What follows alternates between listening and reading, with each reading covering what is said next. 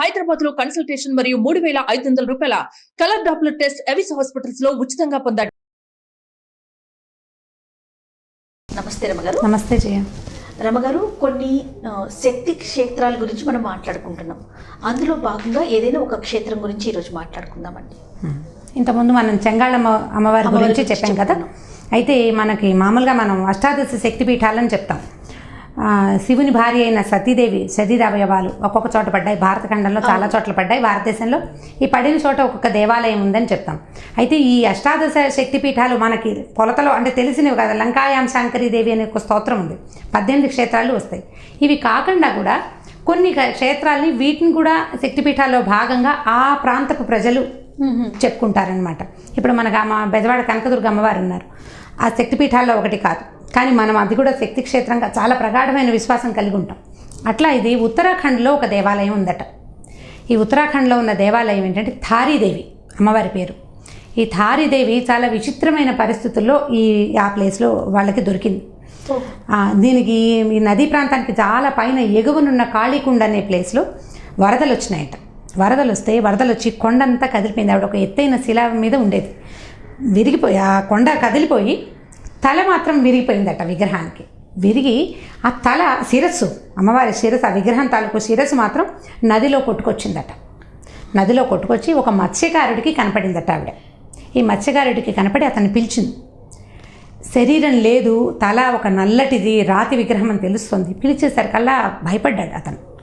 భయపడ్డాడు, కానీ ఆవిడ చాలా ఆశ్వాసన ఇచ్చింది. పర్వాలేదు, నువ్వు భయపడద్దు, నేను మీ అమ్మనే, రా నా దగ్గరికి రా, నన్ను తీసుకో, నన్ను పైకి దియ్యని పిలిచిందట.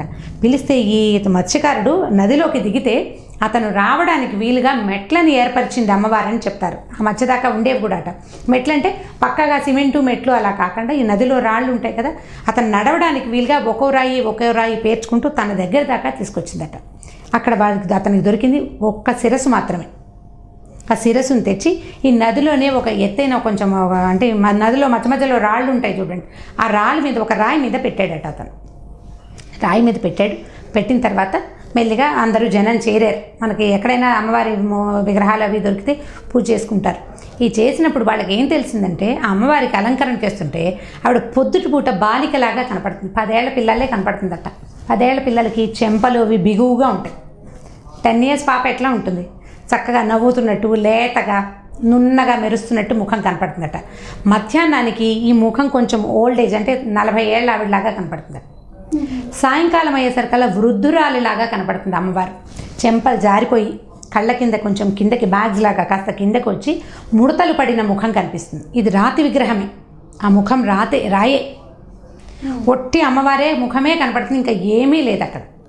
ఈ ముఖంలో ఈ మార్పులు సంభవిస్తాయి. ఇప్పటికీ స్పష్టంగా కనపడుతుంది. ఉత్తరాఖండ్లో ఉంది ఈ టెంపుల్, థారీదేవి.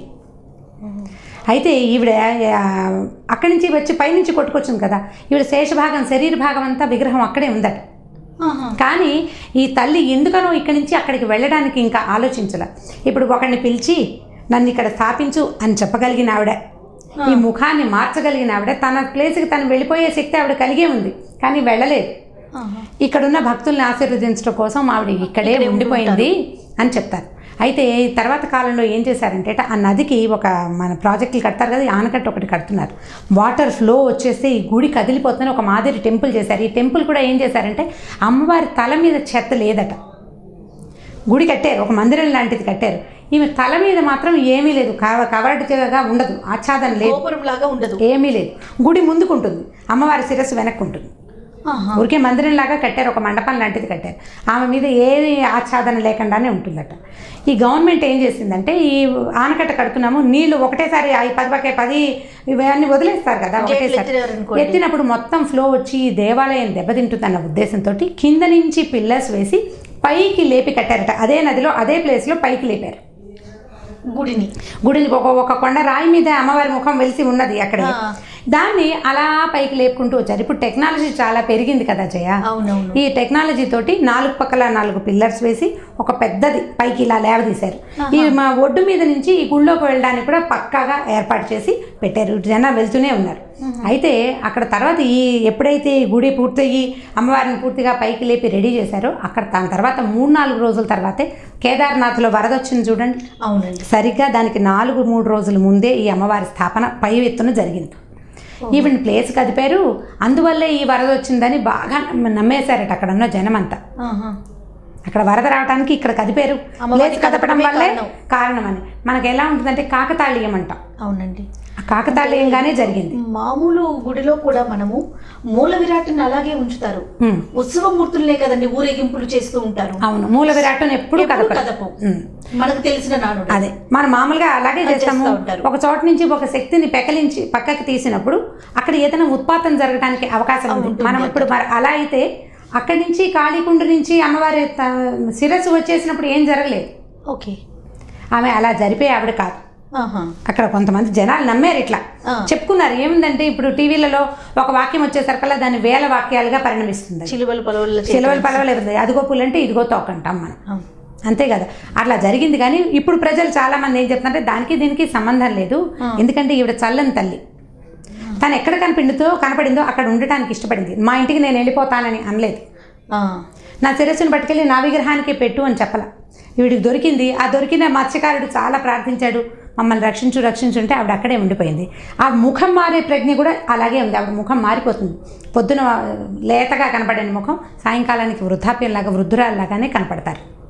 చాలా మహిమగల తల్లిని ఆ చుట్టుపక్కల ప్రాంతాల నుంచి నడిచి వస్తారట ఇక్కడికి. వైష్ణోదేవికి ఎలా కొండ మీదకి నడిచి వెళ్తారో అట్లాగే ఈ తారీదేవిని చూడడానికి కూడా నడిచి వస్తారు. చక్కగా పూజ అది చేసుకుంటారు. విశేషమైన బలులు అవి పెద్దగా ఏమీ లేవు. కానీ ఈ నీళ్లల్లో ఉండటం, నీళ్లల్లో దొరకటం, ముఖ కవళికలు మారిపోవటం అండ్ ఒక చక్కని చూపు. ఒకసారి మనం ప్రార్థించాము, మన పని అయిందనుకోండి, ఇప్పుడు మన పాలిట ఉన్నది, మన పాలిట కల్పతరువుగా మనం భావిస్తాం కదా.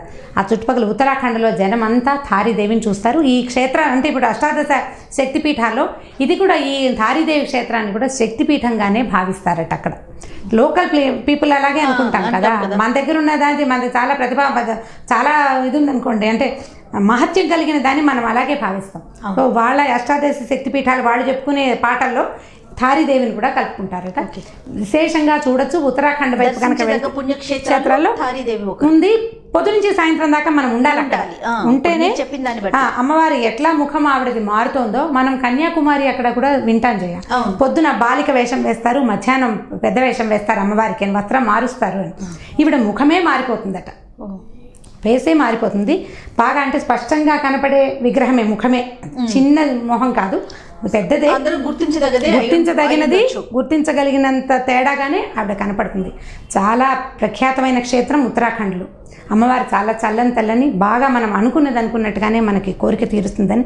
అయితే ప్రతిసారి జయ ఈ మాట చెప్తాం, కోరికలు తీరుస్తారు అని. కోరికలంటే ధర్మబద్ధమైన కోరికలు. నీకు దొరకాలి, నీకు రావాల్సింది నీకు పట్టుకొచ్చి ఇస్తారు. ఎక్కడైనా ఉంటే మన ఇంట్లో వస్తువు పోయిందనుకోండి, అమ్మ వెతికి పెడుతుంది మనకి. పిల్లలకి మనం అదే చేస్తాం కదా, మన అమ్మలు మనకు అదే చేశారు. నీకు కావాల్సింది, నీకు అవసరమైంది నీ దాంట్లో ఉంటే వెతికి తెచ్చిస్తుంది.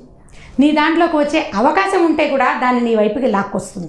నువ్వు మానవ ప్రయత్నం చేసి, నేను ఇంత ప్రయత్నం చేశాను, నువ్వు నాకు సహాయం చెయ్యి అంటే ఖచ్చితంగా తల్లులు సహాయం చేస్తారు. ఎక్కడ ఉన్న దైవశక్తి అయినా అంతే. నీకు లేనిది, నీది కానిది నువ్వు అడగకూడదు. అధర్మమైన కోరికని ఏ భగవంతుడు, ఏ శక్తి కూడా తీర్చదు. ధర్మబద్ధమైన ఏ కోరికనైనా ఈవిడ తీరుస్తుందని తారి చాలా ప్రఖ్యాతమైన దేవతగా ఉన్నారు ఉత్తరాఖండ్లో. చాలా విశేషమైంది. ఎప్పుడైనా అటువైపు వెళ్ళేందుకు కనుక ఆ స్టేట్స్ వైపు వెళ్తే ఈ క్షేత్రాన్ని కూడా కలుపుకోవాలి. థ్యాంక్ యూ సో మచ్ రమ్మ గారు. ఓకే జయ. ఈ వీడియో కనుక మీకు నచ్చినట్లయితే లైక్ చేయండి, షేర్ చేయండి. మరిన్ని వీడియోస్ కోసం మా ఛానల్ని సబ్స్క్రైబ్ చేసుకోండి.